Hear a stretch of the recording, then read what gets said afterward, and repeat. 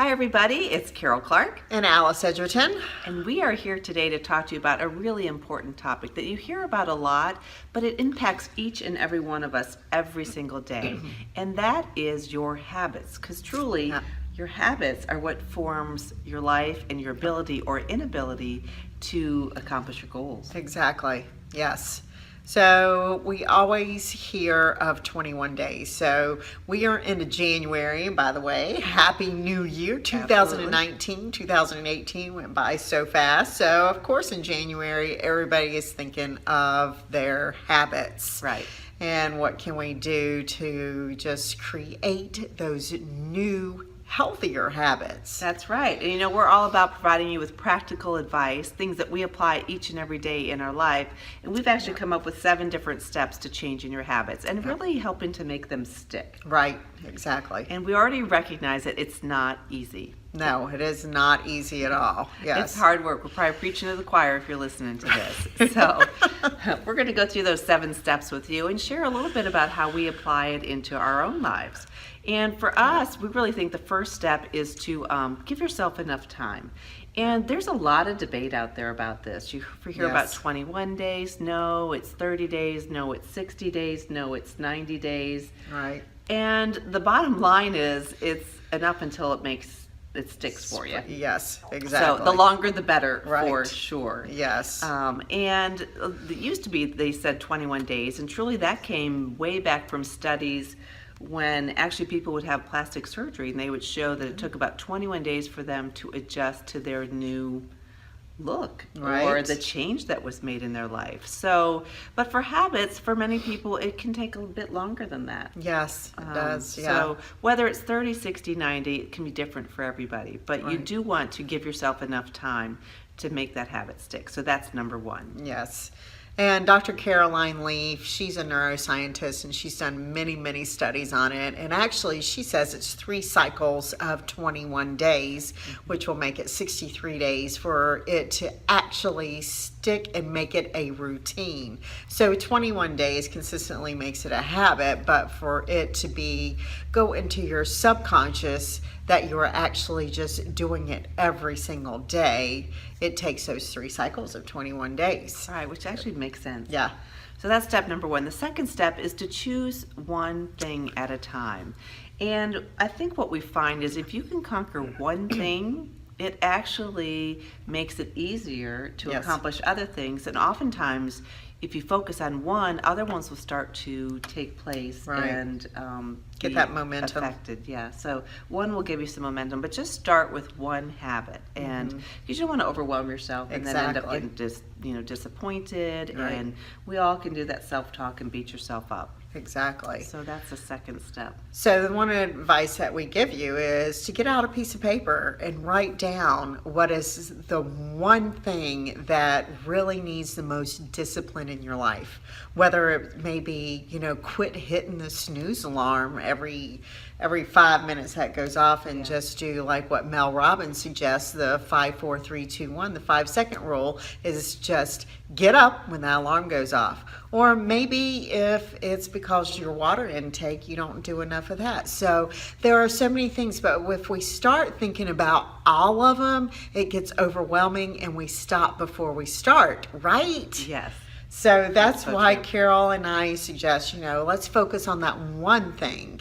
Right. And oftentimes I find if you focus on something that's health related, you start to feel so much better personally that it allows you to then apply that into some of your other aspects of your life, whether it's business, your job, something related to organization, that sort of thing. Right. Exactly. So the third thing is really to understand how habits are formed. And a lot of times once you understand that, it can arm you with the knowledge that you need in order to make the changes that you need to make. And someone who's referenced oftentimes is Charles Duhigg. He wrote the book, The Power of Habit. He's a Pulitzer Prize award-winning journalist, and he really has come up with something that's been shown over the years to be very tried and true, and it's a loop. Yeah. This loop that causes us to create our habits.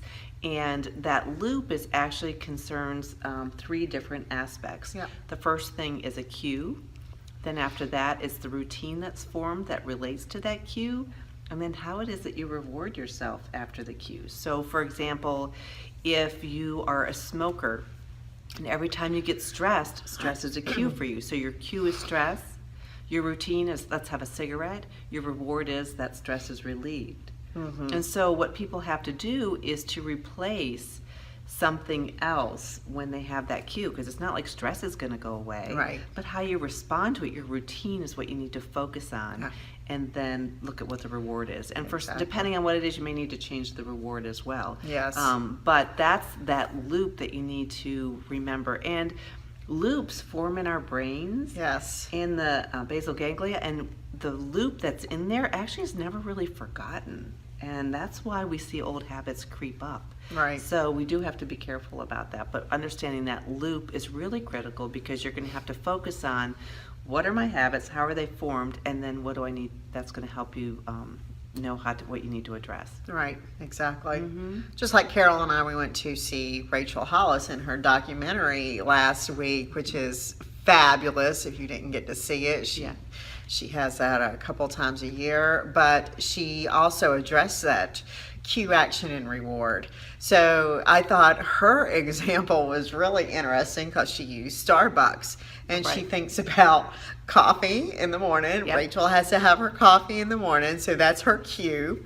And her action is driving to Starbucks, and her reward is that coffee that she gets. So it is whatever is triggering in you to go do that action, and then it gives you a sense of reward. So yes, it's that triggers that we set up in Yeah.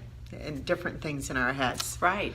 So that was the third step, is understanding that. And the fourth one really is to examine what are your current cues, actions, or routines, and then your rewards, so that you can take a look at those and then figure out what it is that you need to replace. So as an example, people know I struggle with Diet Coke.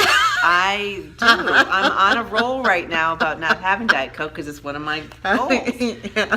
But I have to really think about what cues me. I mean, there's so many things that cue me to Diet Coke. Yeah. I can. The list is endless for me. I have so many things. It could just be getting up in the morning when I have a sore throat. For some reason, I've convinced myself Diet Coke will relieve my sore throat.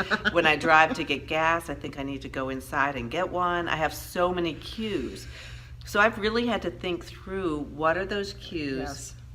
And then how am I going to change that routine and then still get that reward of that bubbly that I get? Right. You know, and it's hard. Yes, it is so I've really hard. had to work through Yeah. that. I have to do some self-talk, but I had to think about it ahead of time and think, what am I going to do when I get to the gas station? How am Right. I going to avoid walking in to pick up that Diet Coke? What am I going to have readily available as a Exactly. replacement? So Yeah. I've had to really focus on that and Yes. really examine that. So the fourth one is Yes. really examine your cues, your routines, and your rewards, and what is it that you're going to have to change. Exactly. Yeah, I love that. Yes. Right. And the fifth one is kind of what I just said. Sometimes you have to mentally rehearse in your Right. mind. You know, there have been studies that show you can actually build a muscle just by thinking about building that muscle, gaining a skill just by thinking about it. That's why athletes envision themselves Right. in different states. And so the next step is really to mentally rehearse. I had to mentally rehearse, what am I going to do when I get into that situation? Or if it's somebody who stresses you out, what are you going to do when you get to that Right. meeting at work and that somebody may press your buttons? You know, so you have Right. to think that through and have a response in your head, and mentally rehearse that ahead of time. Right. It's those triggers that we set up for ourselves. I know a lot for me really is I struggled with really some sugar addiction, and you know, how do you get past that? It's just craving that sugar all the time, and after you eat, always looking for that like sugar treat or whatever. So Right. I had to mentally instill every day, because as women we go through our fluctuation Right. of hormones, and for me, if I get stressed too, I want sugar. So it's not that I like emotionally eat, but I just like want that sugar, and however I can get it. So I have to mentally think about when that happens. For one, maybe I haven't had enough water that day also, and that's triggering that sugar craving for me. Two is after I eat, if I'm not satisfied, what can I turn to that will distract me from that? So either I need to get myself busy and doing something else that will trigger a better habit, like going out for a walk, or maybe I'll take my dog and just sort of bypass that trigger and focus on something else. Right. That's great advice. Yeah. The next thing, step number 6, is to start and don't give up as soon as you have that first misstep. It's going to happen. It's going to I mean, happen. I like to say we're all perfect and it's not going to happen, but it is going to happen. And so rather than, it's Friday and saying I'm just going to wait till Monday, Right. you need to start with the very next meal, the very next situation, whatever it is that you're working on. The very next time it's there and it occurs, Right. you need to address it right then and get right back moving on the right direction. Exactly. So, we have a group of ladies now that we are taking through just a weight loss program, but it's really not a weight loss program. It's more of a healthy habit lifestyle. Right. And a lot of our women are working moms because in today's world, in today's society, it takes 2 working people in the household, right? So that job may take you on the road. You're going from hotel to hotel, and your excuse is, well, I can't really eat healthy when I'm on the road. Well, that's an excuse. So if you want to change something, then you will. If you don't, you're going to think of an excuse. Right. So don't stop before you start. Mm-hmm. So just think about your choices if you are out and about. And if it's a day, like Carol says, let you fall off the wagon, it's okay. It doesn't mean that life's over. You just get back up and you start again. Right. That's exactly right. And the 7th step is, as you move through all this and you start to get that under your belt, celebrate you. Celebrate what it is that you've accomplished. Even if it's you just made it through day 1. You made it through day 1. Yeah. And that's amazing. Yes. And you need to celebrate that. Of course, not with whatever it is you're trying to perhaps stop or that sort of thing, but you need to find a way to celebrate and recognize that and celebrate you. That's Exactly. another reason why it's helpful to have a supportive community, because Yes. you can share something and we can celebrate and help you celebrate you. Yes. So just quickly in review the 7 steps to changing your habit. First is giving yourself enough time to make that habit change and stick. Choosing one thing at a time so that you don't get overwhelmed. Understanding how we create our habits, that whole loop, that whole cue, routine or action, and then how you reward yourself. And then examining what your current cues are, what you want to change, and what you're going to replace those actions with. And then 5th is mentally rehearsing it a bit in your mind, a little bit of self-talk about what you're going to do when those situations arise. And then starting, Yes. don't stop if you mess up, is number 6. And number 7, Celebrate your wins. that's right. Yep. Find a good pal and That's celebrate together. right. Yes, journal it, guys. So at the beginning of your day, write down what your goal is for that day, okay? And then at night, come back and journal your wins for the day, no matter how small you think that is to write it down. That's right. And we have an amazing community for you guys to come into. That's Fulfilled After 50 on Facebook. Come over there and you're going to find a whole amazing community of women in there. Right. It warms my heart every single day. Yep. I'm not Yes. kidding there. So join that. If you haven't joined our membership site yet, just go to fulfilledafter50.com. All the information is there about that and our retreats. We're here to fill you up and Your help filling you. station. Yep. Change your habits for good. Yes. All right.